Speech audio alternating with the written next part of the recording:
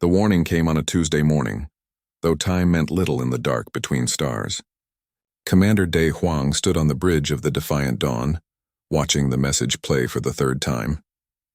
The alien face on the screen was gray and smooth, with 4 eyes that blinked independently. When it spoke, the translation software made its voice sound almost bored. Humanity will surrender the colonies of New Ganymede, Titan's Rest, and the mining stations of the Outer Rim. You have 30 days. Resistance will be met with total destruction. This is the only warning you will receive. The message ended. The bridge crew sat in silence. Day rubbed his tired eyes and looked at the tactical display. Red markers showed where the Vorath ships had appeared at the edge of human space. There were dozens of them, maybe more. Intelligence was still counting. "Sir, Admiral Hay is requesting a secure channel," said the communications officer. "Put her through." The screen shifted to show Admiral Hay Bow, her gray hair pulled back tight, her face showing the weight of 40 years in the fleet. She looked older than she had last week. "You saw it then," she said. "Yes, ma'am." "How many ships do they have?" "Latest count is 67. More jumping in every hour. Their armor is already legendary. 3 weeks ago, the Valix Federation hit one of their cruisers with everything they had. Plasma cannons, fusion missiles, laser arrays. Nothing worked. The Vorath ship didn't even have a scratch." Day felt something cold settle in his stomach. "What does the Council say?" "The Council says we should give them what they want. They say fighting the Vorath is suicide. Their ships are covered in some kind of composite ceramic armor. 5 layers thick. Nothing in the galaxy can punch through it. There has to be something we can do." Admiral Hay was quiet for a moment. "Get me options, Commander." I don't care how crazy they sound. "We have 30 days to find a way to fight ships that can't be hurt." The channel closed. Day stood there, staring at the red markers on the tactical display. Somewhere out there, Captain Tae-sung was running patrol near New Ganymede with his destroyer. Somewhere on Titan, Dr. Rin-na was probably working late in her laboratory, not knowing that everything was about to change. 4 days later, the Vorath proved they were serious. 3 human patrol frigates encountered a Vorath battle group near the colony. The frigates were good ships, fast and well-armed. They carried the best weapons humanity had. It didn't matter.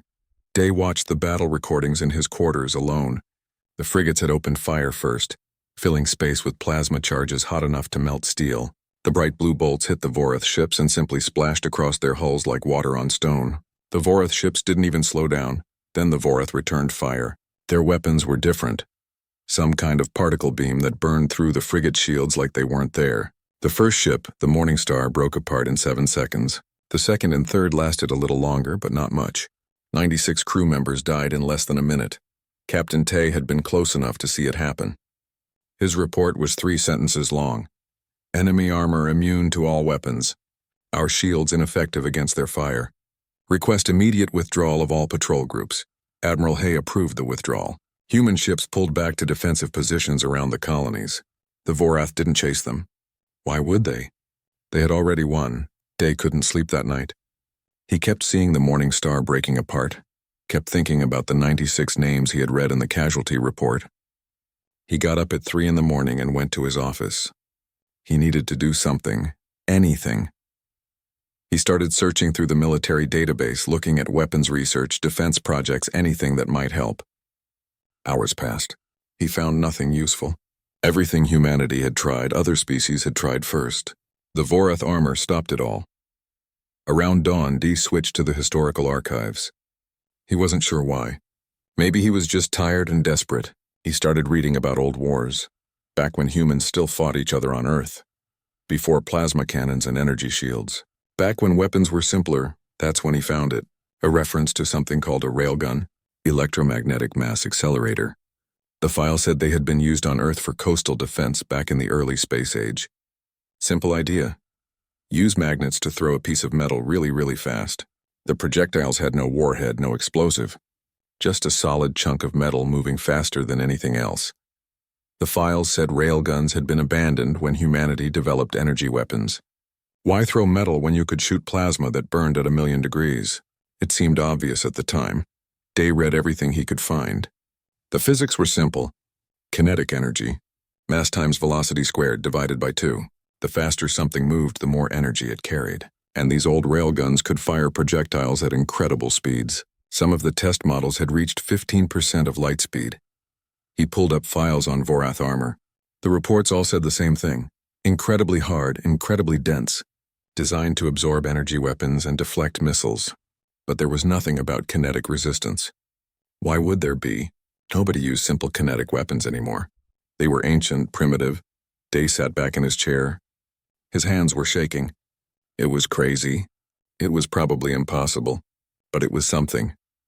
He opened a secure channel to Titan naval yards. The face that appeared on screen was young with sharp eyes behind thick glasses. Dr. Rin Na, head of weapons research. She looked confused to be getting a call at this hour. Commander Day, is something wrong? Doctor, I need to ask you a strange question. How quickly could you build a railgun? Rin blinked. A railgun? Like from the history files? Why would we? How quickly? She thought about it. We have mining equipment that uses electromagnetic acceleration. The basic principles are the same. If I stripped down the systems, modified the power supply, increased the barrel length for better acceleration, maybe 2 weeks for a prototype. But Commander, railguns are ancient technology. They haven't been used in warfare for 200 years. That's exactly why they might work, Day said. The Vorath have armor that stops every modern weapon, but I don't think they've ever tested it against a solid projectile moving at 15% of light speed. He watched understanding dawn on Rin's face. Her eyes went wide. Pure kinetic energy, she whispered. Not heat, not explosive force. Just momentum transfer. If the projectile is dense enough and moving fast enough, it would punch through like the armor wasn't even there. Day finished. Rin was already pulling up files on her end. He could see her mind working, running calculations. I'll need approval from Admiral Hay and resources. And time, and this might not work, Commander. We're guessing, I know. But it's the only guess we have. Rin nodded slowly. I'll start work immediately. I'll send you my preliminary calculations within the hour. The channel closed. Tay sat in the dim light of his office, staring at the old files on his screen. Somewhere out there, the Vorath were probably laughing at humanity, probably adding more armor to their ships, making them even stronger. They had no reason to fear. They were invincible. Day typed a single word into his message system and sent it to Dr. Rin's secure terminal. Railgun, 23 days until the deadline. 23 days to build a weapon from ancient history and hope it could save humanity. He looked at the casualty list from the 3 frigates one more time, memorizing the names. They would have their answer soon enough. Dr. Rinna had not slept in 36 hours. Her laboratory on Titan looked like a storm had hit it. Cables ran across the floor in twisted lines. Toolkits lay open everywhere. 3 of her assistants were passed out on chairs in the corner. Only Engineer Wu Jin was still awake, his fingers dancing across a holographic display as he adjusted power flow calculations. The mining accelerator can't handle the stress, Wu said without looking up. If we fire at the speeds you want, the whole system will melt after 2 shots. Then we use a different cooling system, Rin said. She pulled up a schematic from an old cargo hauler. Liquid nitrogen. We flood the rails between shots. That's insane. The temperature difference will keep the system functional long enough to matter. We don't need it to last forever, Wu. We need it to work once. Wu looked at her with tired eyes, then grinned. You're crazy. I like it. They worked through the night. By morning, they had something that looked like a weapon. It was ugly. All exposed machinery and thick cables, but the mathematics said it would work. The test firing was scheduled for noon. Commander Day arrived on Titan 3 hours early. He found Rin in the test facility staring at her creation. The railgun was mounted on a reinforced platform, aimed at a target range that stretched for 300 kilometers into empty space. Nervous?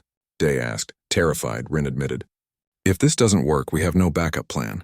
And if it explodes, we lose 2 weeks we don't have. It will work. You don't know that. No, Day agreed, but I believe it. At noon, Admiral Hay arrived with 7 other officers. They stood behind the safety barrier and watched as Rin made final adjustments. The target was a block of hardened steel, the toughest material in the facility. Not as strong as Vorath armor, but it would show them if the concept worked. Rin's hands shook as she entered the firing sequence. The railgun began to hum, a deep sound that made Day's teeth ache. Energy flowed into the magnetic coils. The tungsten slug, just 20 centimeters long and incredibly dense, sat in the firing chamber. Charging complete, Wu announced. All systems green. Rin took a breath. Firing in 3, 2, 1, mark. She pressed the button. The sound was strange, not a bang, but a crack that split the air. The tungsten slug left the barrel faster than eyes could follow. One moment it was there, the next it was gone.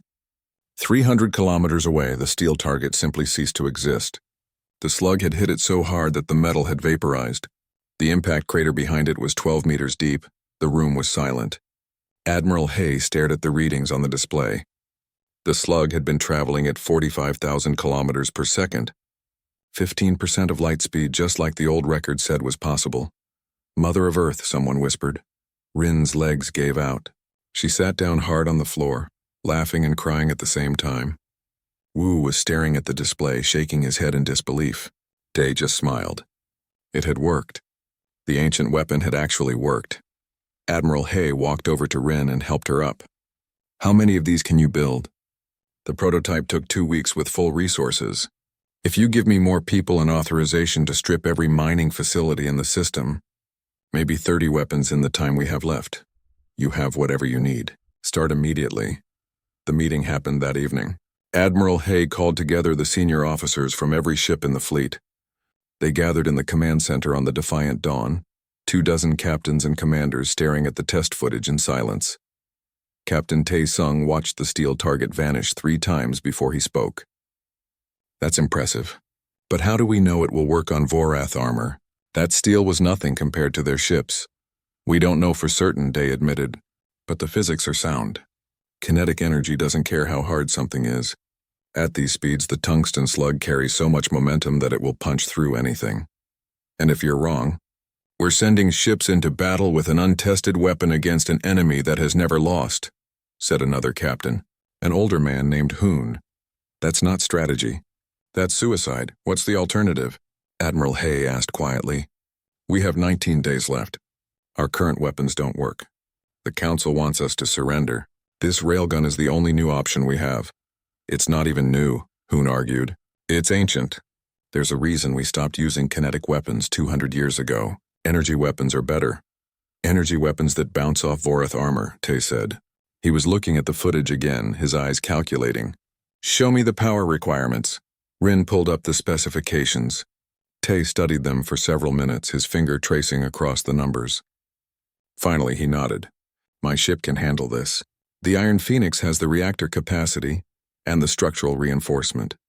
Install the prototype on my destroyer. I'll test it in combat. Captain, we don't have combat data yet, Day said. We don't know if the weapon will work under battle conditions. The stress, the heat, Then I'll find out, Tae interrupted. Better 1 ship than 30 if this fails. He looked at Admiral Hay. Ma'am, I volunteer my ship and crew for the first installation. Hay studied him for a long moment. You understand the risks? I understand that 96 people died last week because our weapons don't work. If this railgun can change that, it's worth the risk. The room fell silent again. Finally, Hay nodded. Approved. Dr. Rin, how long to install the weapon on the Iron Phoenix? 4 days, maybe 5. You have 3. Captain Tae, your ship will be ready by Friday. After that, we'll know if we have a chance. The meeting ended. As the officers filed out, Day noticed someone new had entered the room. A young woman with lieutenant's bars watching the test footage with intense focus. Her name tag read Sol Mi. What do you think, Lieutenant? Day asked. Sol looked at him. I think the Vorath have spent decades building their armor to stop modern weapons. I think they believe they're invincible because everyone fights the same way. She pointed at the screen. But this isn't the same way. This is physics. Raw, simple, unstoppable physics. You sound confident. I am, sir. The Vorath made a mistake. They assumed the future would always be more complex than the past. But sometimes the old ways work best. Day smiled. What's your assignment, Lieutenant? Tactical officer on the Iron Phoenix, sir. Then I guess you'll be the first to find out if you're right. 3 days later, Rin and Wu stood in the docking bay of the Iron Phoenix, watching as the last components were installed. The railgun ran the length of the destroyer's spine, a massive weapon that had required removing 2 plasma cannon arrays to fit. The ship looked strange now, unbalanced with this long barrel extending from its nose. Captain Tae walked the length of the weapon, inspecting every connection. His crew was doing the same, learning the new systems. Lieutenant Saul was at the fire control station running simulations. "It's beautiful," Tay said. "It's terrifying," Rin corrected. "If something goes wrong, if the cooling system fails or the magnetic coils misalign, then we'll die doing something new instead of dying with old weapons that don't work." Tay patted the railgun barrel like it was a pet. "How many shots can I fire before it breaks?" "Maybe 20. Maybe 50. We don't know yet." "Then I'll make them count." The Iron Phoenix launched the next morning. Admiral Hay had ordered them to patrol the outer system, away from the colonies. If the railgun exploded, at least it wouldn't take anyone else with it. Tay took his ship to the edge of human space and waited. They didn't have to wait long. On the third day, sensors detected 3 Vorath scouts entering the system. They were small ships, probably gathering intelligence. Tay looked at Sewell, who was already calculating firing solutions. "Do we have a shot?" Tay asked. "Yes, sir. Range is extreme, but within parameters." Tay opened a channel to engineering.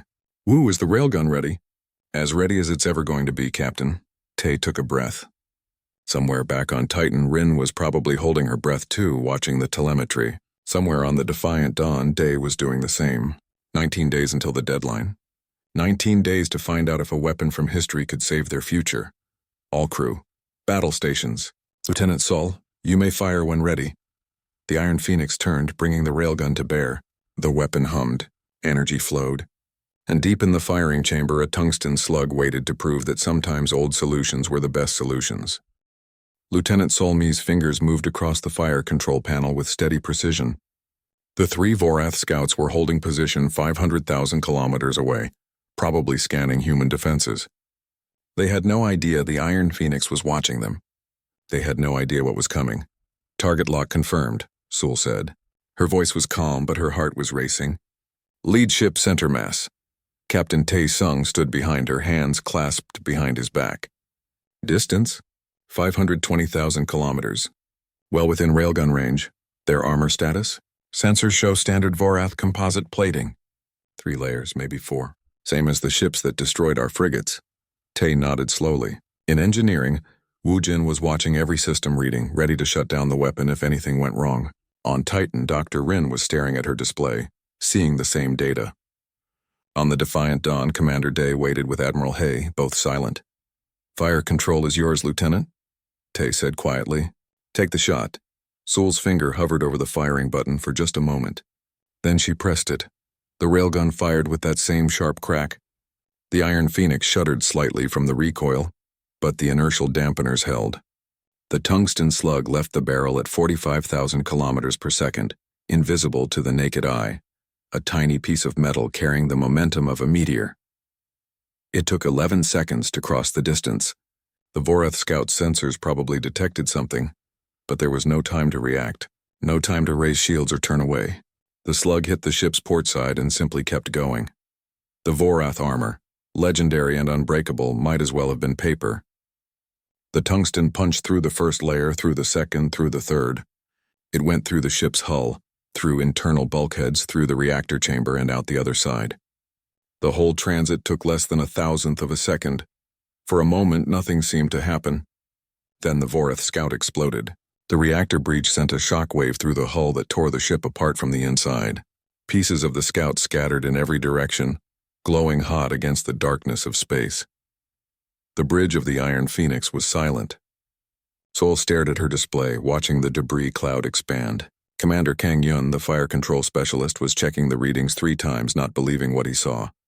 "Direct hit," Kang said, his voice shaking. "Complete penetration. Target destroyed." Captain Tay allowed himself a small smile. "Well done, Lieutenant. Reload and target the second scout." The other 2 Vorath ships were already moving, trying to break away, but they were too slow and the railgun was already recharging. 30 seconds later, Sol fired again. The second scout died just like the first, its armor offering no protection at all. The third scout managed to jump to faster than light speed just as Sol was locking on. It escaped, but it was alone and running. Tay opened the fleet-wide channel. "Admiral Hay, this is the Iron Phoenix. The weapon works. I repeat, the railgun works perfectly. 2 targets destroyed, 1 fled. Vorath armor is completely ineffective against kinetic penetration." There was a pause. Then Admiral Hay's voice came through, and she was laughing. Day had never heard her laugh before. Confirmed, Captain. Outstanding work. Return to base. We have 17 days to build 29 more of those weapons. The news spread through the human fleet like fire. Within hours, every crew member knew. The impossible had happened.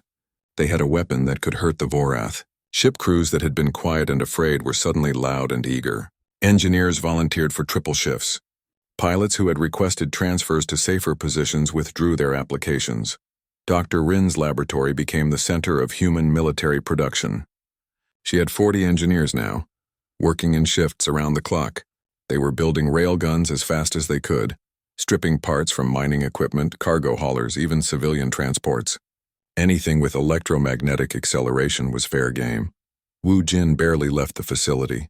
He improved the cooling system so the weapons could fire faster. He strengthened the barrel housing so it could handle more stress. Every railgun that came off the production line was better than the last.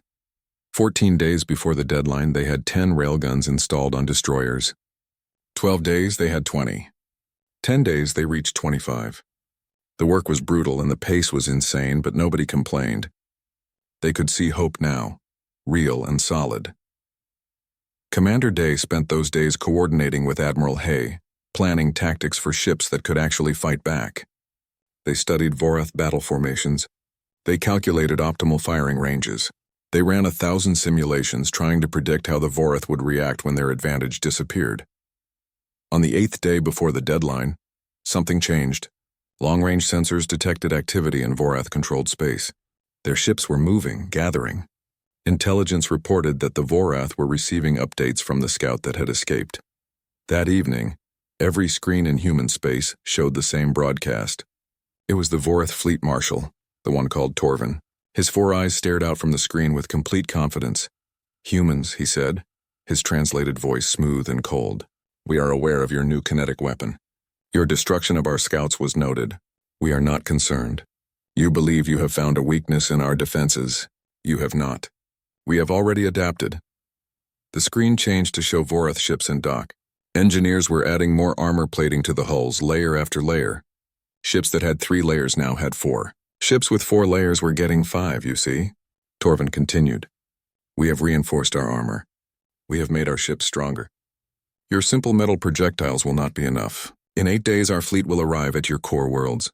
We will have 200 ships, all of them enhanced. All of them invincible. Surrender now and we will be merciful. Fight and we will erase you from the galaxy." The broadcast ended. Day stared at the blank screen, his stomach turning.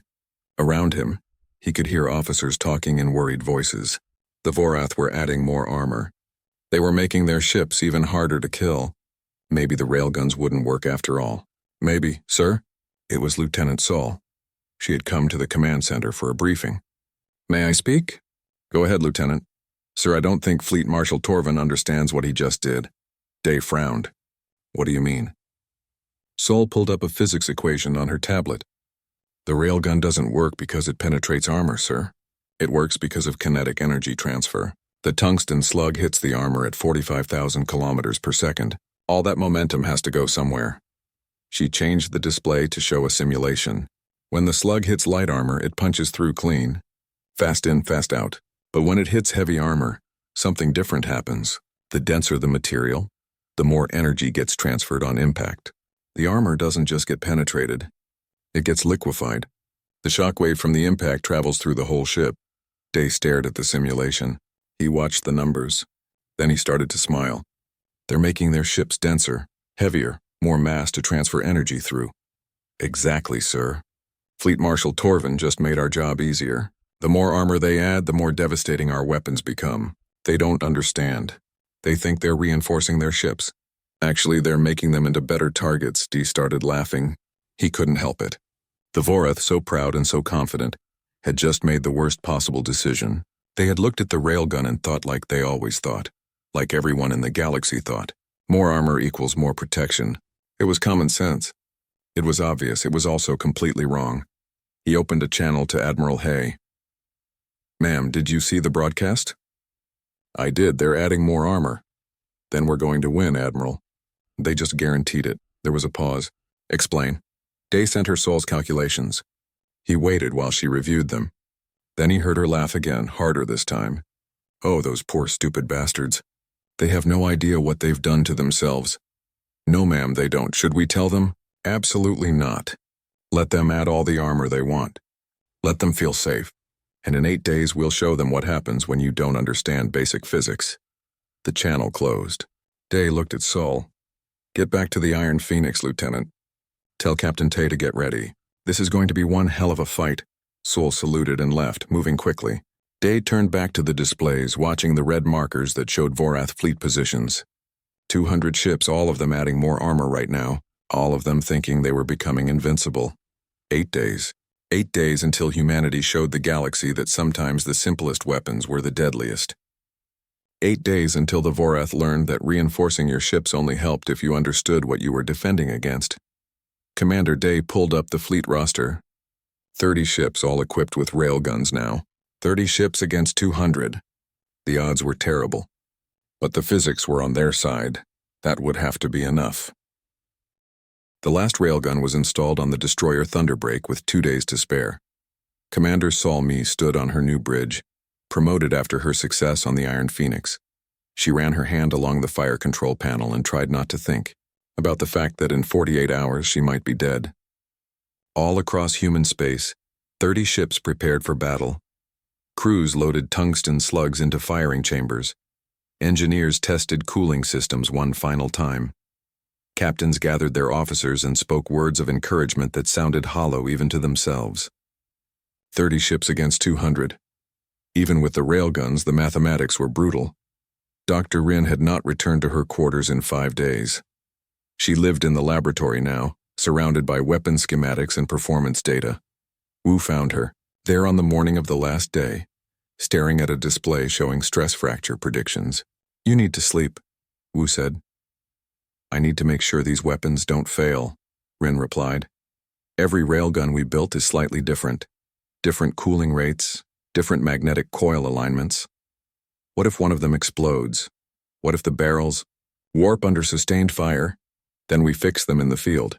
Rin, you've done everything possible. The weapons work. You saw the test results. Tests are not combat. In a real battle, ships will be moving, taking damage, losing power. What if we win? Wu interrupted. What if your weapons save humanity and you're too tired to see it happen because you worked yourself to death? Rin looked at him. Her eyes were red and her hands were shaking from exhaustion. I'm scared, Wu. I'm terrified that I missed something, that I made a mistake and people will die because of it. People will die anyway. That's what war is. But because of you, they'll die fighting back instead of just waiting to be destroyed. That matters. Rin was quiet for a long time.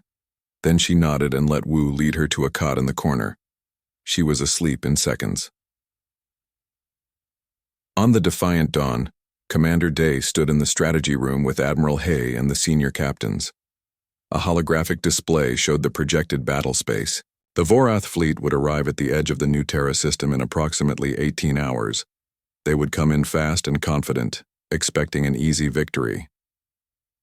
We'll meet them here, Admiral Hay said, pointing to a position near the 4th planet, far enough from the colonies that civilian stations won't be hit by stray fire, close enough that we can retreat to defensive positions if necessary. If we retreat, we lose, Captain Tay said. He was studying the formation plans with a critical eye. The Vorath will pursue and we'll be fighting with our backs to the colonies. We need to hit them hard from the start. Make them respect us. 30 against 200 is a massacre waiting to happen, said Captain Hoon. He had been skeptical of the railguns from the beginning and remained doubtful. One good shot from each of our ships means 30 dead Vorath ships. They'll still have 170. Then what? Then we keep firing, Dai said. The railguns can reload in 30 seconds.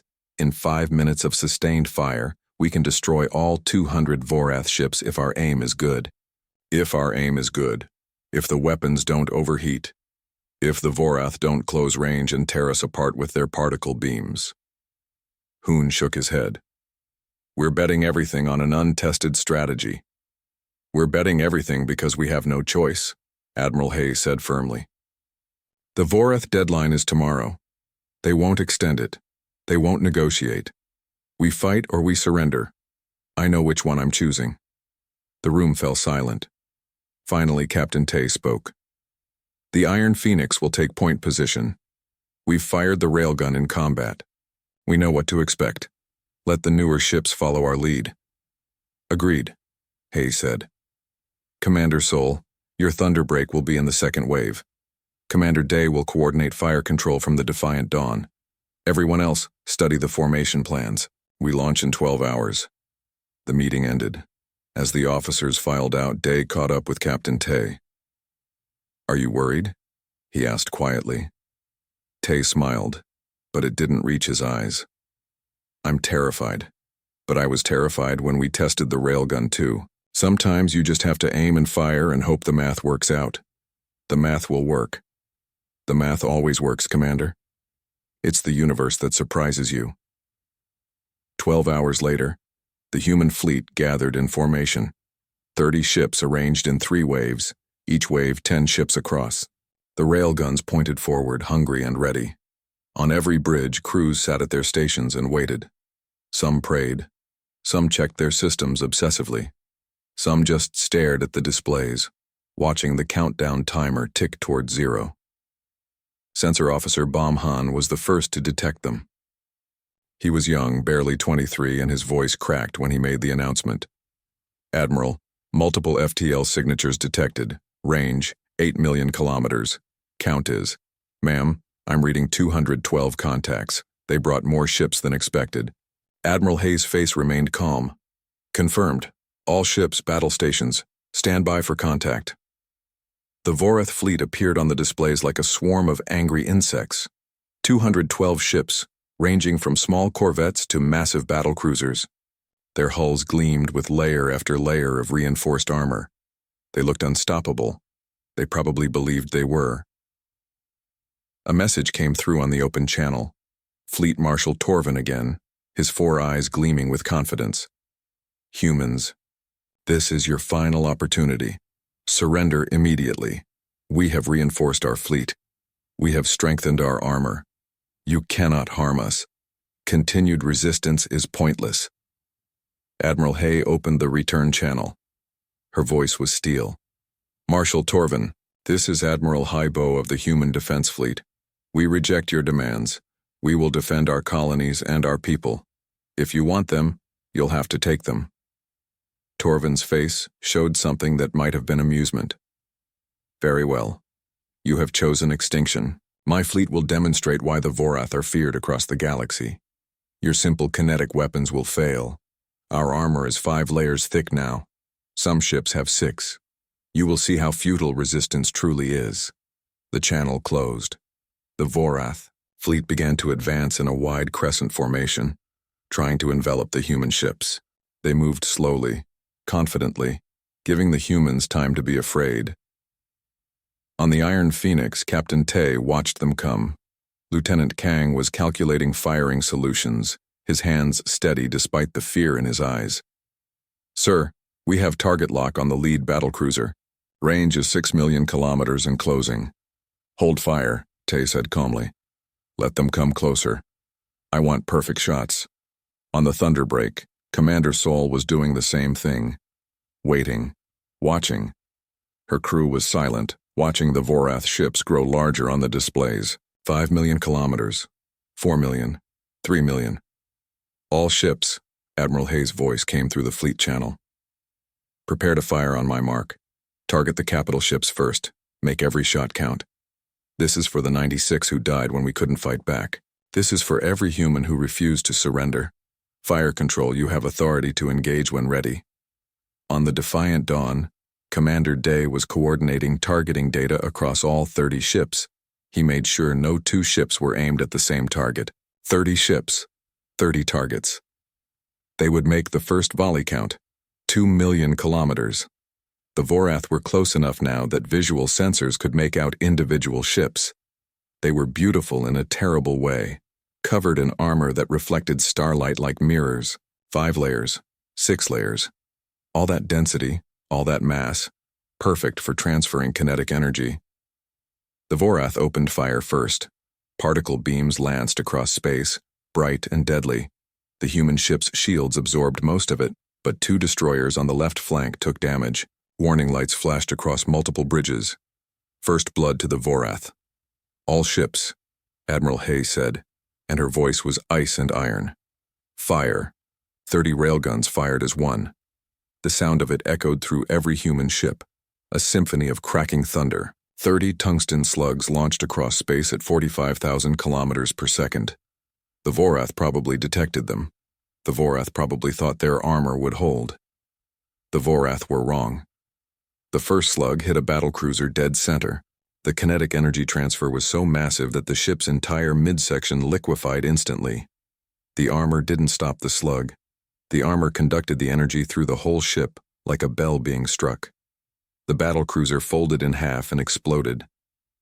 29 more ships died in the next 2 seconds. Capital ships, cruisers, destroyers. The reinforced armor made it worse. The 6-layer armor plates transferred so much energy that some ships simply disintegrated. Pieces of Vorath vessels, scattered across 1,000,000 kilometers, glowing hot and spinning into the void. On the Vorath command ship, Fleet Marshal Torvin stared at his displays in absolute shock. 23% of his fleet. Gone. In 2 seconds. The armor had done nothing. No, worse than nothing. The armor had made it catastrophic. Evasive maneuvers, he screamed. All ships scatter formation. Get out of their firing lines. But the human ships were already reloading. 30 seconds, just like Rin had promised, and there were still 182 Vorath ships left to kill. The Vorath fleet scattered like frightened birds.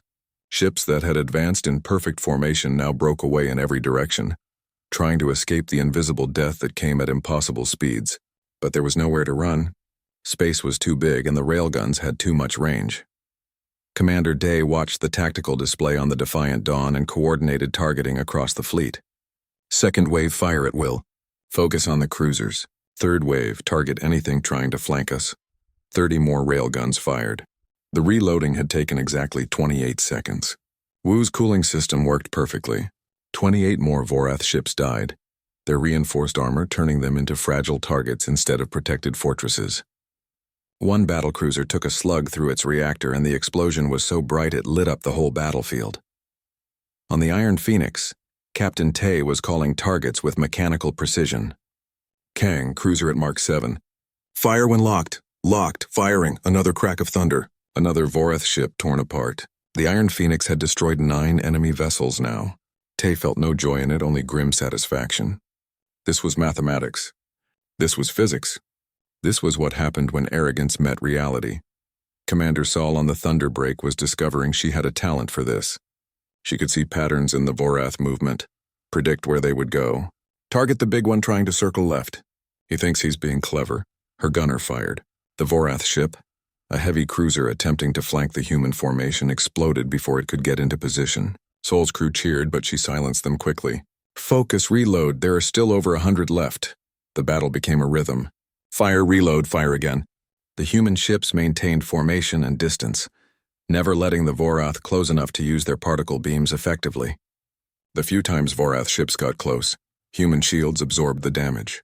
The railguns fired again and the threat disappeared. Fleet Marshal Torvin tried to rally his forces. All ships focus fire on the human flagship. Concentrate your beams. Break through their shields. 20 Vorath ships turned toward the Defiant Dawn and fired together. The combined particle beams were intense, powerful enough to burn through reinforced armor. Admiral Hayes' ship shuddered under the assault. Shields dropped to 40%, then 30%. Ma'am, we need to fall back, someone said. Hold position, Hay ordered. She opened the fleet channel. All ships, the Vorath are clustering. Perfect target concentration. Fire everything at that group. 15 human ships turned their railguns toward the Vorath cluster. 15 tungsten slugs hit nearly simultaneously. The Vorath ships were so close together that when the first one exploded, the shrapnel damaged 3 others. Secondary explosions rippled through the formation. When the fire cleared, 17 Vorath ships were gone. Torvin's confidence finally broke. He had started the battle with 212 ships. He had 93 left. His reinforced armor had become a death sentence. His overwhelming numbers were dissolving like smoke. Retreat, he ordered. All ships jump to FTL, fall back to... A railgun slug hit his command ship before he could finish. The ship was one of the ones with 6 layers of armor, the pride of the Vorath engineering. The slug went through it like the armor was mist. The energy transfer was so catastrophic that the command ship broke into 4 pieces. Torvin's last transmission was a scream that cut off mid-sound. The Vorath fleet fell apart. Some ships tried to run. Others tried to surrender. A few kept fighting out of pure desperation or honor. It didn't matter. The human ships hunted them all down methodically. The railguns never stopped firing. 30 seconds between shots, every shot a kill. Captain Tay's voice came over the fleet channel, calm and professional. This is Iron Phoenix. I count 15 Vorath ships attempting FTL jump on the far side of the battlefield. Intercepting. The Iron Phoenix had fired 23 times now. The railgun was hot despite the cooling system, but it still worked. Tay led 3 other destroyers in pursuit of the fleeing ships. They caught them before the FTL drives could fully charge. 5 more shots. 5 more kills. The remaining Vorath ships powered down their weapons and broadcast surrender signals. 3 hours after the battle started, it was over. The human fleet floated among the debris of 198 destroyed Vorath ships. 14 had surrendered. None had escaped. The human fleet had lost 3 ships and 5 others were damaged but repairable. Not a single colony had been threatened. Not a single civilian station had been touched. Admiral Hay sat in her command chair and felt the weight of the moment. 212 Vorath ships, the fleet that was supposed to be invincible, destroyed by 30 human vessels using weapons that were 200 years old. "Ma'am," Sensor Officer Baum said quietly, "we're receiving transmissions from across the galaxy. Everyone saw the battle. The Galactic Council is requesting immediate communication." Hay allowed herself a small smile. "Put them through." The council chamber appeared on screen, filled with representatives from 24 species. They all looked shocked. The council leader, a tall being with purple skin and too many arms, spoke first. "Admiral Hay, the council witnessed your battle. We did not believe humans possessed such military capability. The Vorath fleet was considered unstoppable." "Considered," Hay said. Past tense. They made a mistake. They assumed everyone fights the same way. They forgot that different approaches can be equally effective. Your kinetic weapons, they are devastating. The council would like to discuss trade agreements, technology sharing, defense pacts. The council advised us to surrender 3 weeks ago," Hay said coldly. "You said fighting was impossible. Where were these defense pacts then?" The council leader had the grace to look embarrassed. "We made an error in judgment. We hope humanity will be forgiving. We'll consider it after we've finished helping the Vorath survivors and cleaning up this battlefield." "Hay out." She closed the channel. Around her, the bridge crew was grinning. They had just watched their admiral tell the Galactic Council to wait. Nobody did that. Nobody except humans, apparently. On the Iron Phoenix, Captain Tay was inspecting the railgun with Wu. The weapon was scorched, and the cooling system had nearly failed twice, but it had held together. 27 shots fired. 27 hits. 27 kills. "We should put it in a museum," Wu said. "We should build 1,000 more," Tay replied.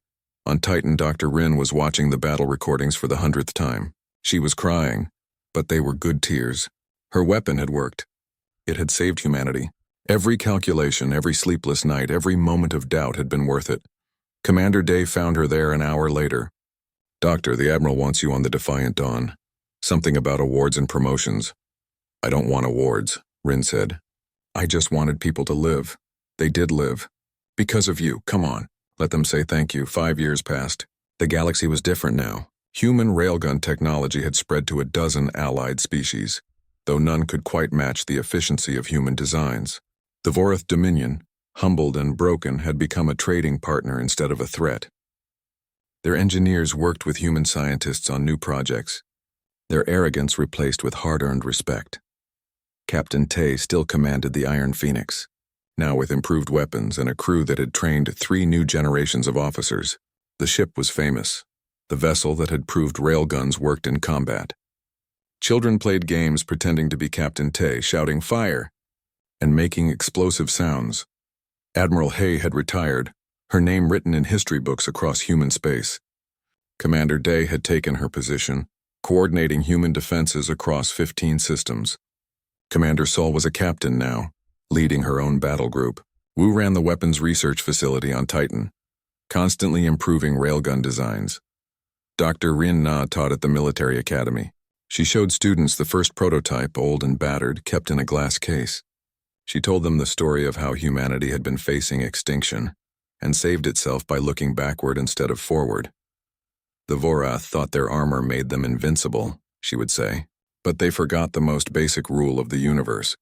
Physics doesn't care about your technology level. Physics doesn't care about your confidence. A piece of metal moving fast enough will punch through anything. That's not advanced science. That's just math. In the museum next to the academy, the first prototype railgun sat under bright lights. Next to it was a piece of Vorath armor, 5 layers thick with a perfectly circular hole through the center. Visitors came from across the galaxy to see it, to understand how the humans had changed everything. And in the deep black between the stars, human ships patrolled with railguns ready. They were not the biggest fleet. They were not the oldest civilization. But they were the ones who remembered that sometimes the simplest solution was the best solution. That sometimes moving forward meant learning from the past. The galaxy had learned to respect that. The hard way.